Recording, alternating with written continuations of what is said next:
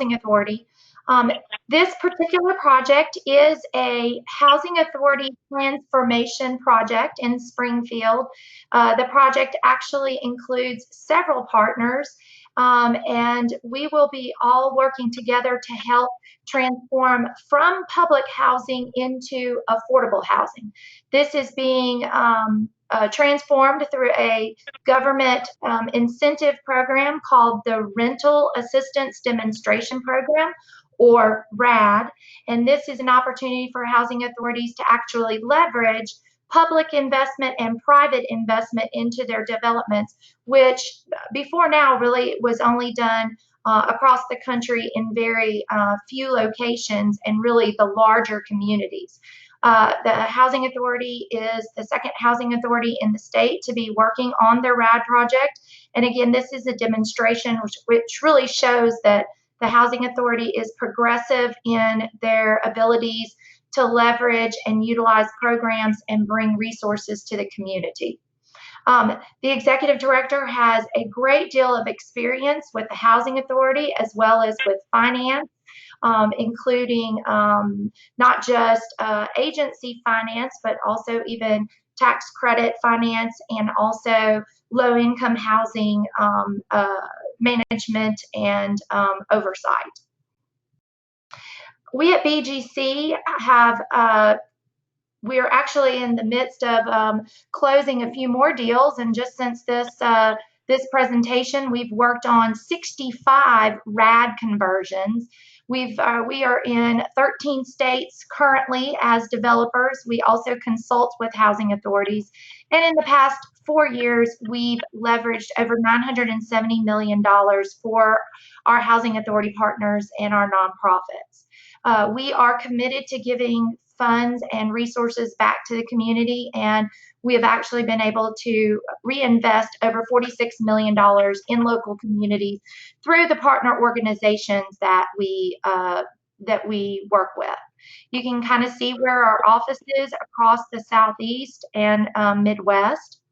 And again, we're very proud of the partnerships that we've developed and are very excited about the partnership with the Springfield Housing Authority. Again, they are a leader in innovation and in serving their community.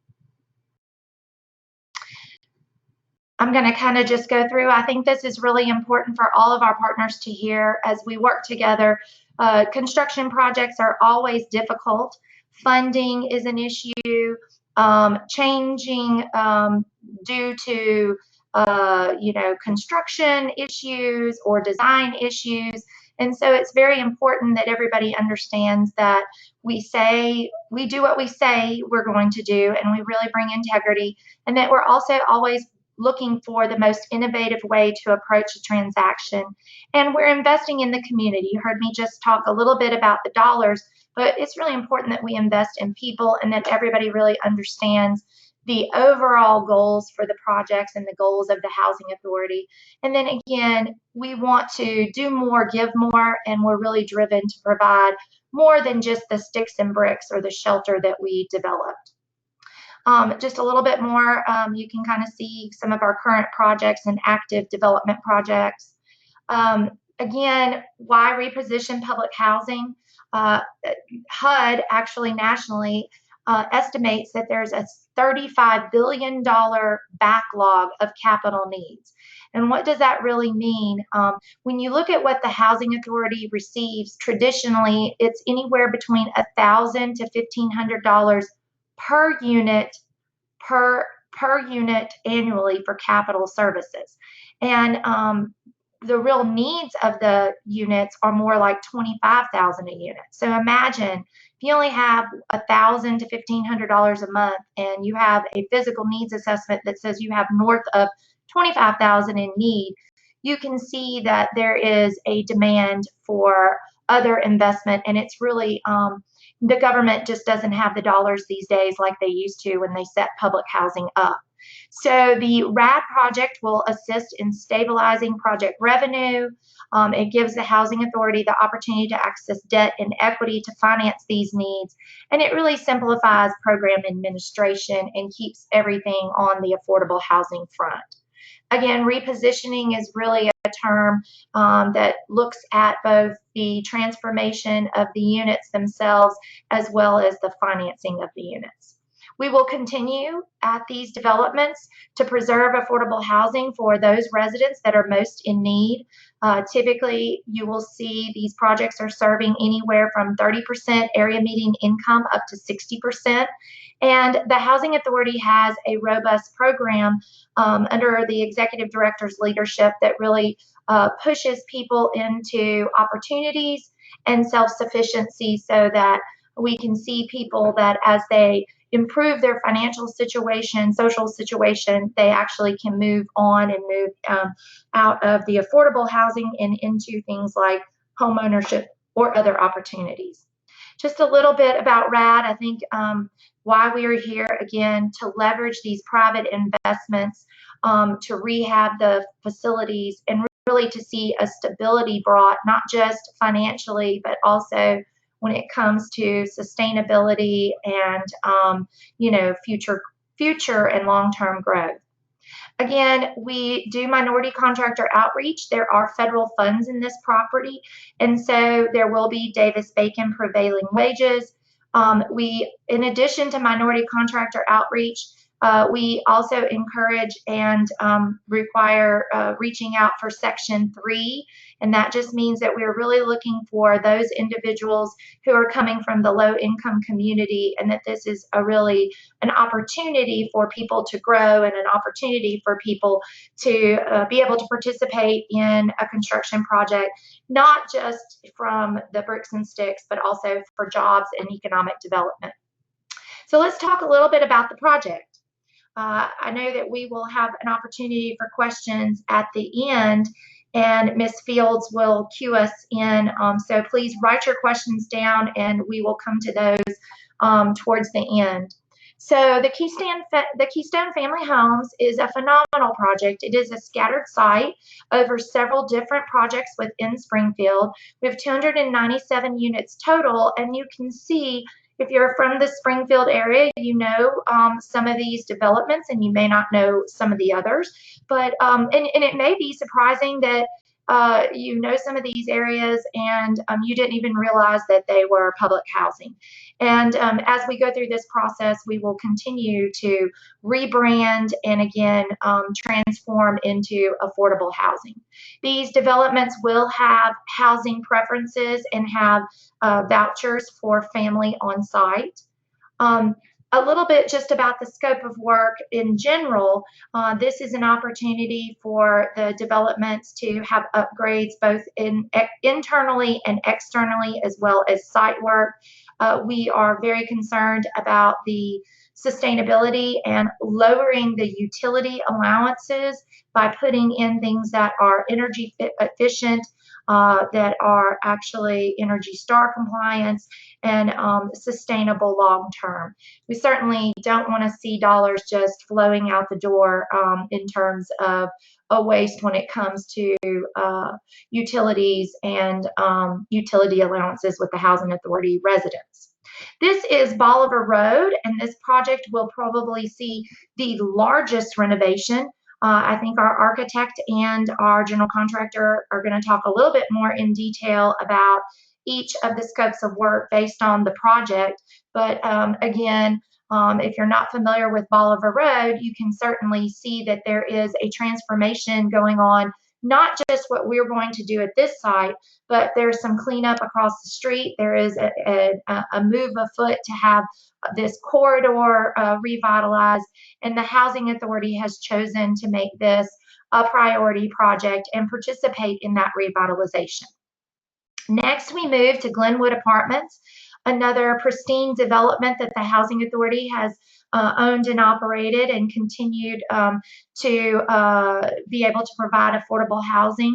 Again, you may be familiar with this development, but again, it has not seen the systematic or big renovations that are needed really to keep up with the infrastructure and the building envelope. This is Dogwood Square, another lovely development of the Housing Authority, and there are several of these that are tucked away in communities that you may or may not even be aware that these are actually Public Housing Authority developments. A little bit more with Circle Apartments, some more we call these scattered site. Keystone, another family scattered site, and you can see these really are in a neighborhood, and we will be considering those kind of things as we move through the construction progress and construction schedule, knowing that, you know, there may be a house here, a house there, and then there may be a house that the Housing Authority is not transforming and actually is in private ownership next to.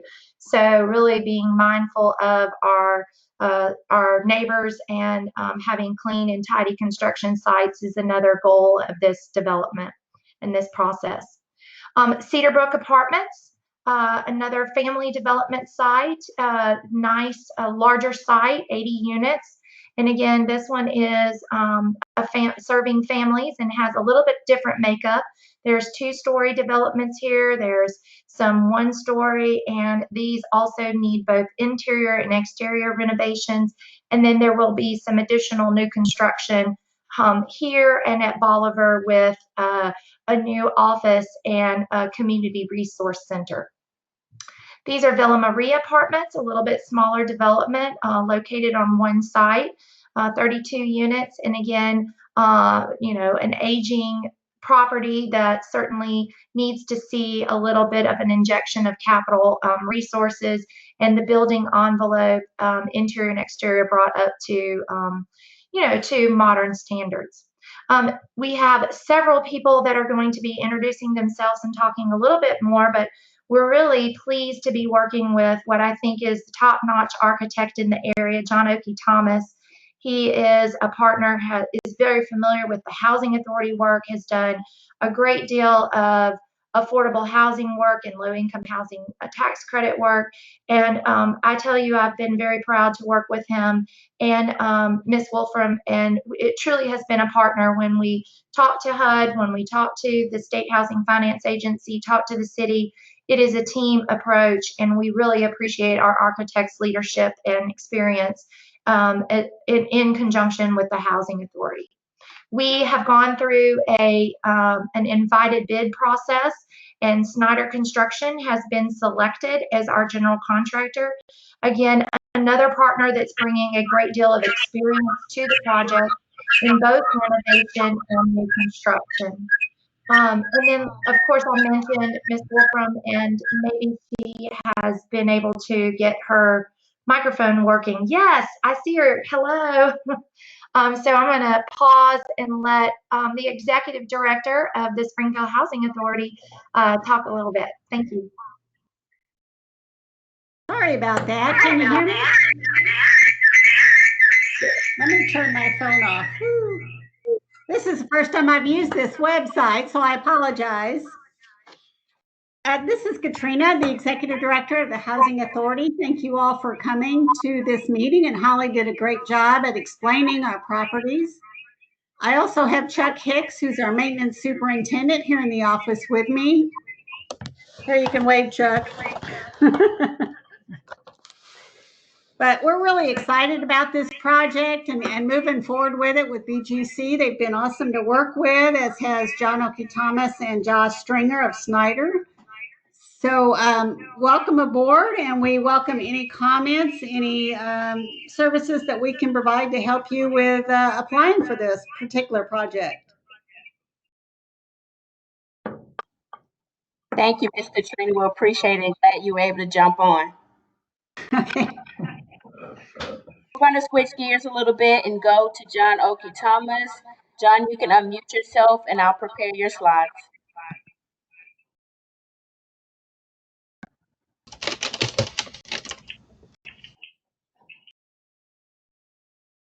Okay, thank you all. Can anybody hear me? Can everybody hear me? Yes, we can hear you fine. Go ahead. Yeah. Again, thank you all for coming. I also want to take this opportunity to thank the group that we've been working with. It's been a collaborative effort from each and every one of us. And I think the outcome has, is going to be just great based on where we are now. Uh, Today, I have with me our senior project manager, Manager Jane Douglas, who's been working feverishly on this project as well. And of course, as you know, we also have consultants that has been working on this project as well. So what we're trying to do at this time, hey, there, what we're trying to do at this time is to basically give everybody an overview of what this project consists of. As Holly has mentioned, there's a series of projects all around town that we are basically going to be working on this project. And this is what we call phase one of the project. It's referred to as the Family Unit Rehabilitation Project over at Bolivar Road. Can you go to the next slide, please? On Bolivar Road, I believe you've seen the layout that Holly showed, but this is just showing you the overall site plan and to also let you know that each and every building on this campus is going to be touched in one way or the other. There's going to be interior finishes work that is going to be done, and also there's going to be several exterior works that is going to be done. But overall, the idea is to rehabilitate the whole complex so that we can bring it up to the 21st century standard. There's going to be what we call a full-fledged ADA accessible units on the projects. Majority of the projects that are there now, even though they are accessible, they are not fully ADA accessible. But this project will bring them up to that standard. And then over here, this corner here, we are going to be demoing one of the fourplexes and put in the office and also the community center so that it becomes the focal point of the project as a whole. So by the time that this project is completed, you will have a sense of a renewal of the whole project as a whole to where it becomes more of a livable space for each and every tenant that comes in. Let's go to the next slide.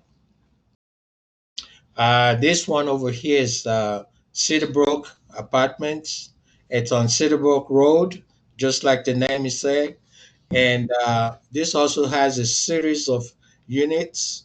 It has one bedroom unit, two bedroom units, and I believe three and four bedroom units as well.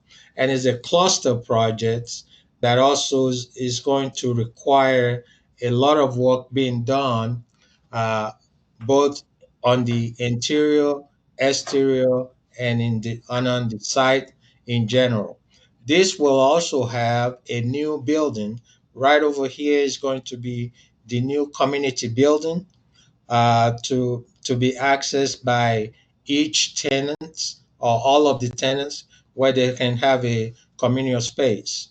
So overall, there's going to be a complete renovation of the project, both inside and outside, in order to provide a more livable space. Also, there's going to be, just like I mentioned on the Bolivar side, there's going to be a complete ADA fully accessible units on this project, on this site as well. Next slide, please. This, of course, is Dogwood Apartments, which is they are a series of fourplexes on Campbell Road, and this will also have the same amount of intentional work that is going to be done both on the inside and on the outside, and also cleaning up the site. We are looking at the possibility of how we can control the security zones in this area. But uh, once the drawings are complete, you will have a full scope of the amount of work that needs to be done in each and every location of this project. Next slide. This one here is Glenwood, and it's a series of single-story building. No, I'm sorry. This one's a two-story buildings, and there's about six of the rows of apartment-style row apartments that has a series of cluster units in a courtyard set of farm with parking lot on the outside perimeter of the site. And this again will be developed both on the inside and on the outside. And we're looking at future development to the west, which is to your left hand side as you're looking at this development. We're looking at future developments that will enhance the project that we have right now in order to make it more one accessible and also create all of the amenities that is needed in a complex of this size. Next slide. Okay, as Holly mentioned, these scattered units. They are basically scattered all over town, and they are a series of duplexes that are centered in single family neighborhoods. And if you're not even familiar with the project, you wouldn't know that they're a series of public housing projects because they kind of blend in with the rest of the neighborhood, which kind of makes it a little bit more uh, acceptable to the neighbors as well. This, of course, is going to be dealt with in a on individual basis. And what I mean by that is that it's going to be more like like you're rehabilitating each of your houses or single family houses. So individual work that is going to be done is going to be based on the lots, single lots that is provided. There will be interior work being done and also exterior work being done as well. And this series of cluster projects requires that we keep in mind that the neighborhood is a well-established neighborhood around town. That there's going to be some restrictions in terms of the amount of work that can be done in order not to disturb the rest of the neighborhoods. So just keep that in mind as you think about the overall scope of this project. Next slide. Yes, and I believe this is the last slide. And to your upper left hand corner, which is where I'm showing right now, is also a series of cluster duplexes. And as you can see, they're in the form of a cul-de-sac. And so, with that in mind, you also have to keep in mind that these are well-established neighborhoods that requires some kind of privacy there, and there will be some level of restrictions in terms of the amount of noise or the amount of traffic that is going to be taking place in this area. Again, this is a series of duplexes that requires work being done on the inside and work being done on the outside. The general scope of the project is basically bringing each and every unit to a standard that has been established by both the developer team and housing authority to allow each of their tenants to be able to enjoy the spaces that we are hopefully going to be providing at the end of the project. I believe this is a fantastic project that will benefit not only the tenants, but the neighborhood and also the city as a whole. Because making this type of investments in the city, uh, not only does it help the economic well-being of the city, but it also provide a wonderful arrangement for the tenants that are going to be occupying the spaces. We are expecting a full, complete construction documents, which will include all of the architectural developments, the electrical developments, mechanical developments, and plumbing developments, as well as civil work that needs to be done. So this is a gigantic project from the point of view of the type of projects that we experience here in Springfield, but it is also an investment in the future. So I welcome you all to get a chance to take a look at the overall project once the drawings are completed, and do your level best to look at each and every portion of the project. And if there are any questions, we are always here to answer your questions and to do our level best to help you out as much as we can. Again, thank you all for coming, and I will turn it back over to the next presenter. Thank you, Ms. Oken Thomas. And now we will move on to Josh Stringer. Josh, if you would unmute your phone and I will tee up your presentation. Yes, ma'am. Thank you. As mentioned, my name is Josh Stringer. I'm the Director of Pre-Construction with Snyder Construction Group. We will be the contractor on this project. As everyone said, we're excited to partner with BGC Advantage, the Housing Authority of Springfield, Okie Thomas and Associates, as well as the local community to bring this vision to reality, as well as for any employment and contracting opportunities that will be generated by this project. I just want to take a few minutes to inform everyone of the project scope, the scheduling of the project, specific project requirements, employment and contracting opportunities that will exist, and as well as any requirements on behalf of our company for any subcontractors and suppliers that participate in this project. My contact information is listed on the screen. Just as John said, feel free to contact us at any time, whether it be by phone or by email. We're happy for any clarifications, whether it be in regard to the process, in regard to the scope of the project, to make sure that you have a full understanding of the project and its requirements. Next slide, please. Scott, John did a good job touching on the overall scope of the project with the developments. Just a few key points that I wanted to tag on as well. Anticipated date of bid documents. John and his team are currently working through those. I'm not going to promise a date for John, but I know that's coming up here in the foreseeable future. Sometime within the next couple of weeks to month, we'll have the final documents. Once we have those compiled, we will have them distributed for bid. As mentioned, this project consists of 6 separate complexes totaling 297 units.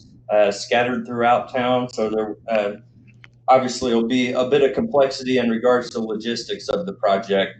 As John touched on the scopes of work included in the project, basically there's exterior enhancements.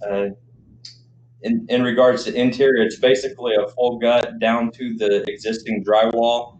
There will be new finishes provided, new energy efficient MEP systems throughout the units. So it's basically a gut to drywall on the interior, and the exterior improvements will be kind of on a complex to complex basis, depending on their current needs. Variations of scope. This is one item that's a little unique to this project from what we typically see. The Housing Authority has been through on several turns and made recent upgrades to the units prior to leasing them out again. So there's some units have a different amount of work than others. John's done a very good job of putting together an individual finish schedule basically per unit. So the information should be available and clear on the documents. We will also go through, take all of the scopes of work off, quantify everything, and we'd be happy to share that information with any interested bidders. Phasing and scheduling of the project, we'll get into that in a little bit further detail on an upcoming slide. But with the project, it will be fit into a 24-month window. With that being said, we will be working on multiple complexes simultaneously. So there will be some logistics to that as well. Next slide, please. In regards to project deadlines, so what we will be looking at, just as a general statement, once the bid documents are generated, we'll reconvene on this, but an average bid period on a project of this nature will be approximately 3 weeks. We encourage an early review of the documents and to get any questions or RFIs into us at your earliest convenience. That way it gives us an ample amount of time to review, and then if we can't answer them, obviously we will involve John and his team to ensure that a full understanding of the scope and all questions have been answered. Anticipated construction start date, what we're looking at currently is sometime within the month of November of 2020. That obviously is subject to change, as things get wrapped up, but I would think that we will be close to that start date. The overall project schedule and duration, as mentioned a few minutes ago, we're looking at 24 months. So a lot of coordination, a lot of logistical coordination, and a lot of work to be fit in within that 24-month time period. We will have a construction schedule kind of by site generated that can be distributed with the bid documents for reference. So everyone kind of has a 30,000 foot view of the sequencing and the durations that we have tagged to each of these complexes. Put a note on here about the volume of concurrent unit work. There will be times at this project, just through different phases, to where there's work on 30 units. There will be times that there is work on upwards to 120 units at a time. It's going to kind of vary, and I think that's why it's important that we distribute this preliminary construction schedule so you can kind of get a visual representation of the amount of work that's going at any given time. I think we've done a good job in that schedule of balancing it between being respectful of the housing authority and maintaining as much occupancy as they can, but at the same time making an efficient construction schedule so that we get all of the interior and exterior renovations completed at the earliest time. What we'll also look at, any interested parties sometimes on a project of this magnitude, maybe you wouldn't be capable of or interested in or able to cash flow, a project of this size for your scope. I just wanted to let everyone know that we are open to breaking up bid packages, splitting up scopes, or even potentially splitting up complexes. And say you were able to handle 3 of the 6 complexes, we'll be more than happy to look at that and give any opportunity for your participation. Obviously, that has to work with the critical path schedule of the project and work within the budget constraints, but we are happy to split that up. I wouldn't let the size of the project scare you off. We'll be happy to discuss and see if there's any sort of resolution that could be made to encourage your participation in the project. Next slide, please.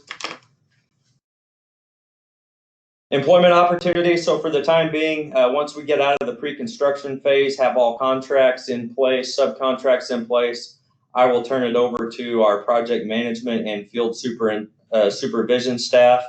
I'll obviously still be involved in the project, but for the upfront work, any employment opportunities, subcontracting, supplying, for material supplier opportunities, just shoot me an email. My email is on the screen, or my phone number was listed previously. I'll be happy to take any calls or email at any time.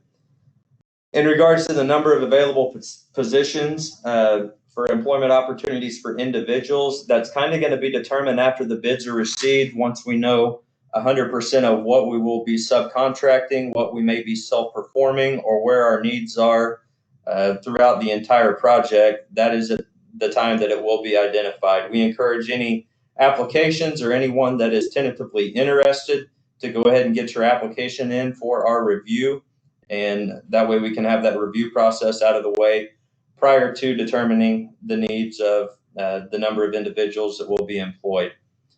In addition to employment with Snyder Construction Group, what we will do with our subcontractors upon award is discuss, the Section 3 requirements, as well as any applications that we have received.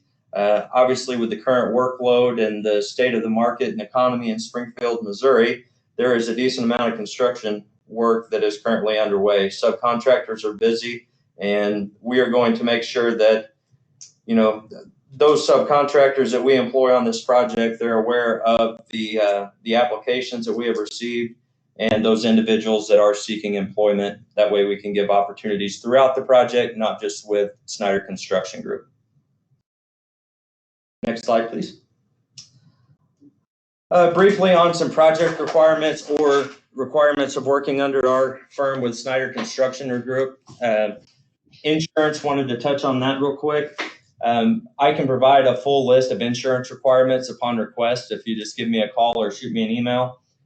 We found that our requirements are in line with the industry standards of any other commercial general contractor. There's nothing weird within our requirements. Obviously, we require general liability, auto insurance, workers' compensation insurance.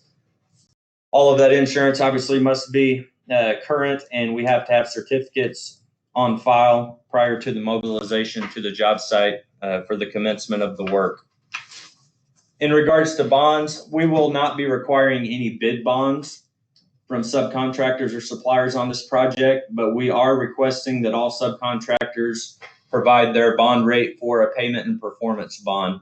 That's not necessarily saying that all scopes will be bonded, as they will not, but we assess bonding of subcontractors on a case-by-case basis and a lot of times off of overall contract valuation. Davis-Bacon wage rates, they will be implemented on this project. The wage rate that's currently in place is MO 202-00069. That the latest revision was March 13th of 2020. Obviously, that is subject to change prior to the closing date for this project. And those wage rates, I will caution you, they are for residential construction, not for commercial construction, as all the buildings in this project are less than 4 stories. Strict adherence to this will be required and will be verified by Snyder Construction Group. I can get you guys a copy of this wage order upon request for any interested parties. That information will also be distributed with the bid documents at the time that they're completed. Certified payroll, kind of going alongside the Davis-Bacon wage rates. The certified payroll documentation must be submitted on a weekly basis. If we do not have certified payroll that is current from subcontractors, it will hold up the payment applications until certified payroll is received and reviewed. Payment applications, again, kind of an industry standard is what we follow that you're accustomed to seeing with the majority of other commercial general contractors. Our trade partner and subcontractor payment applications are be submitted on the 20th of each month. We'll submit to our client on the 1st of the month, and then payments will be made upon receipt of payment from the owner from each respective payment application. Retainage on this project, a 10% retainage will be held for all subcontractors. Retainage will not be held on suppliers, only on subcontractors. And retainage will not be released until the project is 100% complete, including the project punch list and when we receive the retainage from the client. Again, retainage go along with the other items, kind of the industry standard that you've seen, I'm sure. If there's any questions on any of these items, whether it be the scope of the project, sequencing, scheduling, the splitting of bid packages, or the requirements we just discussed, I welcome each and every one of you to reach out to me. I'll be happy to answer those at any time. We're happy to get this project underway. It's been a long time coming, and we've really enjoyed our time working with all parties to date. So I will turn it over to the next presenter. Thank you, Josh. And now we're in the process of getting to the questions and answers. If we can get the presenters to all turn their cameras back on, and I will go and see what questions we have in the chat box. So that's Ms. Warford, Holly, Josh, and John. Thank you. Ms. Wolford, are you able to turn your camera back on? Perfect. And Josh, thank you. All right, let me go to the chat box and see what we have. As of right now, I don't see any questions. If we have anybody that would like to do questions, on the left-hand side of the screen, there is a chat box for you to put questions, or if you want further comments or clarifications, please take this moment to do so for the next 5 to 10 minutes. Holly, is there anything you would like to share as we begin to wrap up?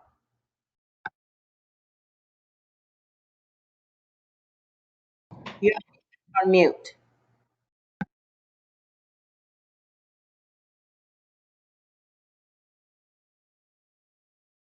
You're on mute, Holly. Look at your name, where you're located, and it should be a microphone. Okay, all right. She said thank you. Ms. Wolford, is there anything you would like to share before we wrap up? Just that I'm grateful for the team that we have working on this project, and I think whoever signs on to help us with this is going to be, a great partner and just doing a great thing for our community. Thank you, Ms. Warford. Well, what we'll do is keep the presentation up for the next 5 to 10 minutes. And if you have any questions, we can get those questions and answer those post this call. And we're thankful for each and every one that participated today. If you have any additional questions, you have the contact information to reach out to Ms. Wolford and all the other presenters. Please feel free to do so. We thank you for your attention and time, and have a good afternoon. Thank you. Can I get all four of you to smile right quick, please? Thank you. Thank you. All right, guys. Take care. Thanks.